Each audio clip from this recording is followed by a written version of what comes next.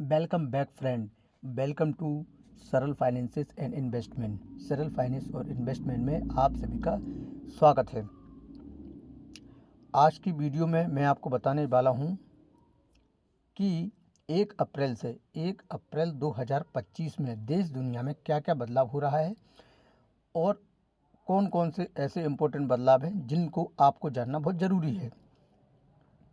अभी जो मार्च का जो महीना चल रहा है, मार्च का महीना ख़त्म होने के बाद में न्यू फाइनेंशियल ईयर लग जाएगा। तो न्यू फाइनेंशियल ईयर के लगते ही 1 अप्रैल से बहुत सारे बदलाव हो रहे हैं देश में। 1 अप्रैल से देश में क्या क्या बदल गया है या क्या क्या बदलने वाला है, वह आप लोगों को जानना बहुत ज़रूरी है। जान लीजिए और ये सारी बातें आपको ध्यान में रखना है। ये वीडियो सबको भेजो। आप हमारे चैनल को अभी तक आपने सब्सक्राइब नहीं किया है तो आप चैनल को सब्सक्राइब कर लो ताकि आपको नोटिफिकेशन मिलता रहे। अब जैसे कि वैसे तो बहुत सारी चीज़ें बदली हैं। अब जैसे यूपीआई के बारे में हम आपको बताते हैं। नए नियम के तहत बैंक में पेमेंट सर्विस प्रोवाइडर को अपनी लिस्ट को रेगुलर अपडेट करना होगा, जिसमें डिसकनेक्ट और सरेंडर हो चुके नंबर को रिमूव करना होगा। अब जैसे यूपीआई में बहुत सारे जो नंबर हैं जो बंद हो गए हैं परमानेंटली, उनको अपडेट करने की सलाह दी गई है कि इनको अपडेट करना है, ये अपन को अपडेट करना पड़ेंगे।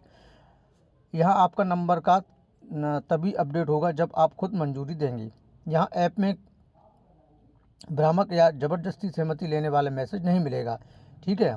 अब जहाँ पर आरबीआई भी रेगुलेट करता है इसको, यूपीआई भारतीय राष्ट्रीय भुगतान निगम यानी कि एनपीसीआई ने बनाया है, समझे, और इसे भारतीय रिजर्व बैंक यानी कि आरबीआई रेगुलेट करता है। यह एक सेफ पेमेंट सिस्टम है और धीरे धीरे इसका विस्तार दुनिया के कई देशों में भी हो रहा है। अब इसमें से रिमूव करने होंगे नंबर, आप ये भी देख लो। आप लेटेस्ट जानकारी के तहत बैंक उन मोबाइल नंबर को नियमित रूप से रिमूव करेंगे जो बंद हो चुके हैं या फिर सरेंडर किए जा चुके हैं।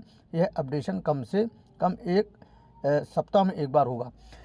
अधिकतर क्या होता है कि जो नंबर हमारा, जैसे मान के चलो किसी राम कोई फ्रेंड है, राम के मोबाइल में गणेश का 2-3 नंबर सेव हैं, तो 2-3 सब पे फ़ोन पे दिखा रहा है, लेकिन फ़ोन पे एक से ही चल रहा है, बाकी सब नंबर बंद हो गए। तो ऐसे में बैंक को जो नंबर बंद हो गए हैं वो अपडेट करना पड़ेंगे, क्योंकि वो नंबर बैंक में हट जाएगा, बैंक की लिस्ट वो नंबर हट जाएगा तो यूपीआई की लिस्ट से भी वो नंबर हट जाएगा। क्यों? क्योंकि बैंक में वो मोबाइल नंबर अपडेट होगा ही नहीं तो यूपीआई की लिस्ट में वो नहीं आएगा। तो यह बहुत सारी जानकारी वाली चीज़ें दोस्तों हमारे 1 अप्रैल से जो कि बदलाव हो रहे हैं, वो बहुत सारे यूपीआई को लेकर बहुत सारे बदलाव हो रहे हैं। क्योंकि मैं देख रहा हूँ, आप देख रहे हैं, अपन सब ये देख रहे हैं कि अधिकतर प्रत्येक व्यक्ति, हर दूसरा व्यक्ति यूपीआई से ही पेमेंट करता है। चाय हो या नाश्ता हो या शॉपिंग हो, कुछ भी हो तो यूपीआई से ही पेमेंट करता है। यानी कि 99% पेमेंट आजकल लगभग अप्रॉक्सीमेट 99%, लगभग 99 तो नहीं मानेंगे, 90% बोल देते हैं अपन, 90% जो पेमेंट हो रहा है वो यूपीआई के माध्यम से ही हो रहा है। 5 रुपये, 10 रुपये, 15 रुपये, 20 रुपये, छोटे से छोटा पेमेंट, बड़े से बड़ा पेमेंट यूपीआई के माध्यम से हो रहा है।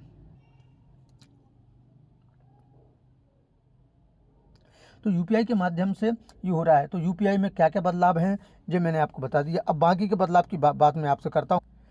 यहाँ पर एक बड़ा बदलाव ये भी होगा कि जो खाते निष्क्रिय हैं, यानी कि जो डोरमेट अकाउंट है बैंक में, जैसे आपके 2-3-4 अकाउंट हैं या 2 अकाउंट है, एक या एक से अधिक अकाउंट है, तो वो निष्क्रिय है, जिसको डोरमेट बोलते हैं, जिसमें 2 साल से कोई लेन देन नहीं हुआ है, जिसमें कोई ट्रांजैक्शन नहीं हुआ है 2 साल से, उनको बंद किया जा सकता है।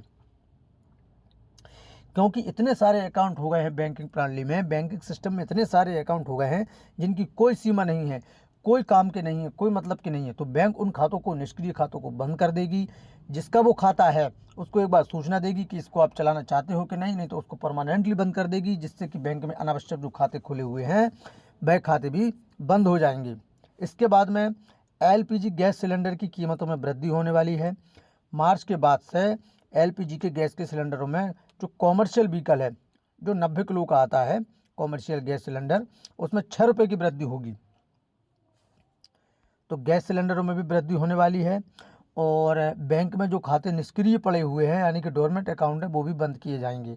इसके बाद में आपका जो पीएफ अकाउंट है, तो पीएफ अकाउंट में आप लोगों को इसके बाद पीएफ की बात कर लें तो पीएफ अकाउंट में आपको नॉमिनी ऐड करना होगा कि ऐड करना होगा, यह बहुत ज़्यादा अनिवार्य है। अगर पीएफ अकाउंट में आपका नॉमिनी नहीं है तो आपको नॉमिनी बदलने इसके बाद आप पीएफ का पैसा नहीं निकाल पाओगे जब तक आपका नॉमिनी अपडेट नहीं होगा। इसके बाद म्यूचुअल फंड में भी आपको नॉमिनी अपडेट करना है। म्यूचुअल फंड में अगर आपने नॉमिनी अपडेट नहीं किया है अभी तक तो अपडेट कर लीजिए। और आधार का पैन कार्ड सीडिंग बहुत ज़रूरी है, यानी कि आधार कार्ड से पैन कार्ड भी लिंक कराना बहुत ज़रूरी है। ये सारी चीज़ें 1 अप्रैल से बदलाव हो जाएंगी। इसके बाद आपको इन सब चीज़ों से अपडेट रखना हमारा काम है। दोस्तों हमारे चैनल को लाइक कीजिए, सब्सक्राइब कीजिए, शेयर कीजिए, ज़्यादा से ज़्यादा दोस्तों में आप भेजिए, क्योंकि हमारे चैनल के माध्यम से हम आपको सटीक और सही जानकारी देने की हमेशा कोशिश करते हैं। हमारी जो कंपनी है सरल फाइनेंस एंड इन्वेस्टमेंट, हमारे यहाँ जो कस्टमर आते हैं उन कस्टमरों के बहुत सारे क्वेश्चन होते हैं। हम अपने लेवल पे इन क्वेश्चन को सॉल्व करने की कोशिश भी करते हैं और उनको सही जानकारी भी देती है। आज हमारे कस्टमर सेटिस्फेक्शन का एक बड़ा ग्रुप है। जो कस्टमर हमारे ऑफिस में वॉकिंग होती है, मैं आपको अपने ऑफिस की भी वीडियो डालूंगा, बताऊंगा। तो दोस्तों